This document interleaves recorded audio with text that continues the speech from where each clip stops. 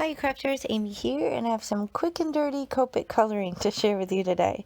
So I have this adorable stamp set from Waffle Flowers. I'm not sure if it's still available, but if it is, I'll link it below.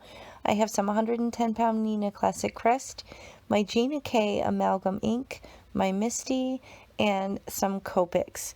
Now here's a photo of the critters that I'm going to color for you today, and this video is basically all about coloring. So if that's boring to you or not your jam, then I will have some other videos linked at the end of the video to check out, or there's tons in my channel. But this one is showcasing my style of Copic coloring, which is kind of quick and dirty, for lack of a better term. I kind of move quickly, I don't spend a lot of time, I don't overthink. So if you are intimidated by Copics, and you aren't really sure where to start and don't want to be too fussy, then maybe this kind of method will work for you. So I stamped a few times with my Misty, and I picked kind of a smattering of colors for each critter.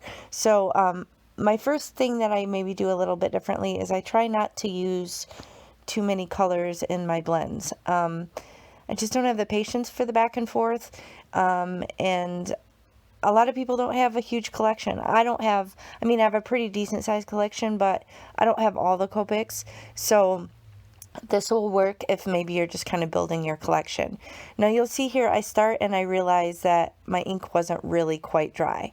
Now I will be honest, occasionally, even with amalgam ink, which is Copic friendly, it will still blend from time to time.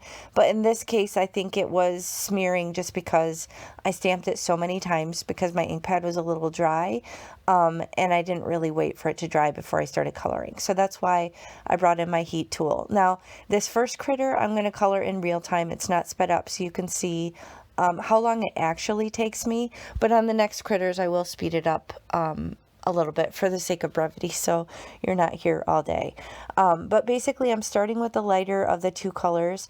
I tend to go light to dark. That's just my preference. I know a lot of people go dark to light.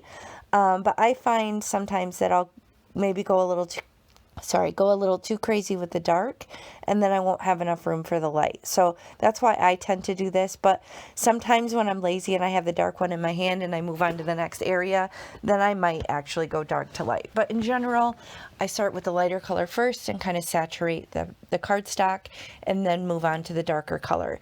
Now you will see I kind of scribble. A lot of the stamps that I tend to gravitate towards are a little bit more whimsical or maybe more graphic. So my style of coloring kind of works with it. You'll see a lot of crafters that will really take the time and go back and forth and create these beautiful seamless blends. I love that look. I think it's gorgeous and they're full of talent and time and patience, but I am not. So I kind of deliberately leave, I don't know, kind of lines when I'm scribbling because I like the texture of it. I feel like it kind of goes with my style and with the style of stamps. So if you want more of a seamless look, then that's where you can bring in kind of the other colors and kind of go back and forth and back and forth. You'll see I usually start with the light, go to the second color, and then come back with the light, and then boom, I'm done. So that's how I'm able to kind of work quickly. I may not go completely up to the edge when I'm coloring because I know I'm probably going to come back on the edge with a darker color. And then sometimes, honestly, leaving that white edge, it almost ends up looking like a highlight. So I will, in my speed, occasionally go outside of the line, in which case I will then bring in my blender, colorless blender tool, which is a little bit misleading if you're not familiar. It's basically like pure alcohol, so it doesn't actually blend the colors together. It actually more works like an eraser. So that's another thing you may notice if you do get any of your black stamped ink kind of smearing a little bit with your really light colors. That's because the lighter the color that you're using, the more alcohol is in there versus pigment. So the darker colors obviously are going to be more pigment, less alcohol, whereas the lighter ones are going to be more alcohol, less pigment. So you'll see maybe on that little funky unicorn that I just colored, that's a really, really, really light color, which means there's a lot of alcohol in that makeup, and it kind of is more likely to kind of eat away at your stamped ink and maybe smear a little bit more. So if that happens and you're wondering why it happens with lighter colors, that would be why. So basically on this gray cat, I'm just again going in with the lighter color and then scribbling in. And I did pick 3 of the grays for this, mainly because I knew I wanted to do the really dark gray for the little stripes on the top of his head. And then I am kind of using that really dark gray again just for some shadow under the neck and under the arms. So I do like to have some contrast. These aren't the contrastiest depictions, I guess, especially on the fox. I probably would normally go with a little bit of a darker rust color just to kind of add a little bit more pop of contrast. But again, laziness is usually going to win with me, if I'm honest. I'm a bit of a lazy crafter, especially with coloring. So I love throwing critters on like a stenciled background or an easy card that I can pull together quickly. So I'm just not the type that wants to sit around all day coloring.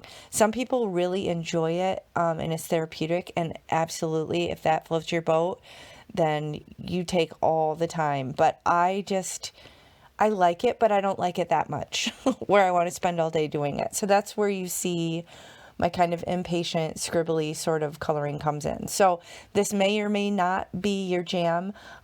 If you are intimidated or don't have a lot of ink colors, like I said, this may be a good place to start. But at the end of the day, just don't let these markers intimidate you. That's my ask. Like, it's just paper. It's just markers. It's meant to be fun. And maybe alcohol markers aren't fun for you. Or if you don't know, then start with a cheaper set. Truthfully, Copics are not they're not cheap.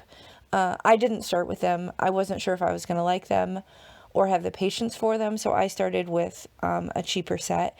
And there are so many good ones out there now that are less expensive. So if you're not sure, maybe start with Arteza, or I can't remember the different brands, but there's so many out there now where you could absolutely just give it a go and see if you even like it before you make the investment of Copics. Now, Copics are cool, and I say they're an investment because you can buy the re-inkers and you can even replace the tips. So these are a lifelong use sort of product if you think you're going to keep using them. So they're absolutely brilliant. They do work beautifully, but there are cheaper options out there if you aren't sure if you even like it, or if it's not in your price point. I totally get it. So, but ultimately at the end of the day, just have fun. I mean, that's what it's all about. You're going to crank out something adorable that your recipient appreciates, and there's no reason to be intimidated. So here, I'm just slowing this down if you want a screenshot. These are all the colors that I used. So as you can see, it's not a ton, mainly just a couple colors per critter. And then I'm going to come in with this Sakura white gel pen. This is a way to really amp up your images and just add a lot to it. So again, don't overthink it. Don't worry about light source. Just throw down some little white lines for highlights. You can even put little dots in their black eyes, which you'll see I end up covering up with the next little tip that I'm going to show you. But this really does add a lot. So I would recommend, if you're doing anything with alcohol markers, to get some sort of white gel pen. And I will link it in the video description box below with all the other products that are available. But it really does step up your coloring to go this route and add these little highlights. So they just can be a little fussy. So you saw me scribbling off on that other area just to kind of get them flowing again. They can kind of not always cooperate, but they're definitely a good product to have in your crafty stash. I didn't like the unicorn with the white dots, so I came back in with the black Copic marker and filled that in. So my daughter thinks that unicorn looks like a little face, not like a unicorn. So it's kind of, I don't know, I can't unsee it. It looks like a frowning little critter rather than a unicorn, but it's so cute. Anyway, this is another option. If you leave your Misty loaded up, you can then come back in with a pigment ink and stamp when all is said and done. So Copic friendly markers don't always have the same rich black that a pigment does. So if you want to do a pigment when you're done coloring and it's not going to smear, then just leave your critters in your Misty and come back in and stamp when you're done. So it's a way to add a nice, rich, dark black outline to your images. And I did then cover up the little white dots that I put in the eyes. So I wasn't really thinking there, but you can come back in and finish it up. So just fussy cut them out or die cut them out and store them for later or throw them on a card. But I hope you enjoyed this coloring. If you did, please hit the thumbs up and consider subscribing. And I appreciate you spending time with me today. Have a good day. Bye.